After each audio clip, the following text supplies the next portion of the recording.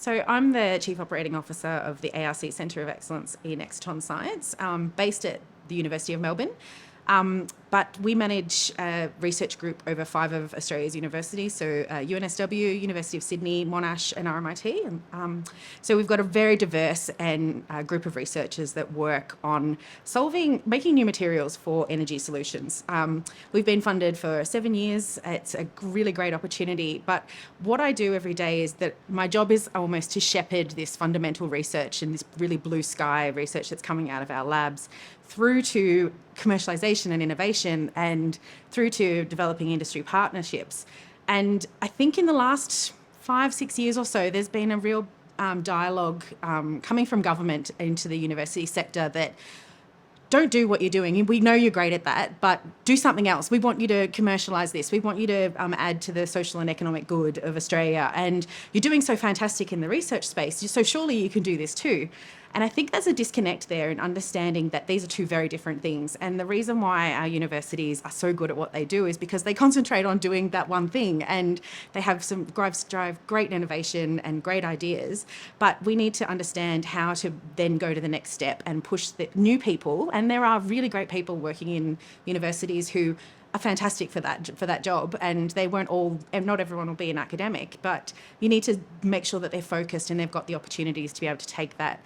I also think that there's a really big funding gap in that space, so that innovation, or taking it from the really early stage research to somewhere where a company or a startup will be interested in getting onto it. And I really think that comes into supporting our CSIRO and DSTG groups and the research groups that are going in that quasi-governmental sort of space. So yeah. I was very mindful, and I sort of worry that we're forsaking the fundamental research for industry innovation. But I think that there needs to be a cultural change that occurs within our universities. We're very risk averse, and we don't want to take risks, and there's good reason for that. That's the type of people that they are.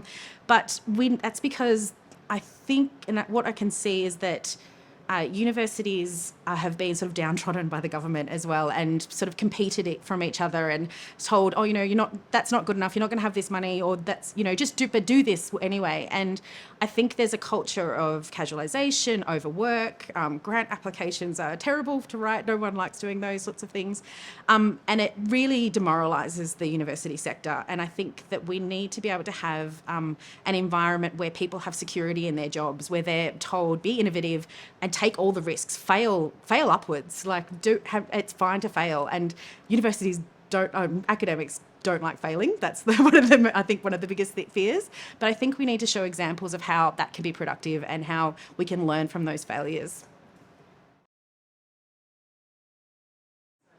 I think it's really great to get everybody in the same room together to actually discuss their ideas. And I think it's very, very timely in that we've just had a new government come in who have pretty much said all along the way that they're here to support science, they're here to support industry and innovation, and they understand the barriers to what is causing that.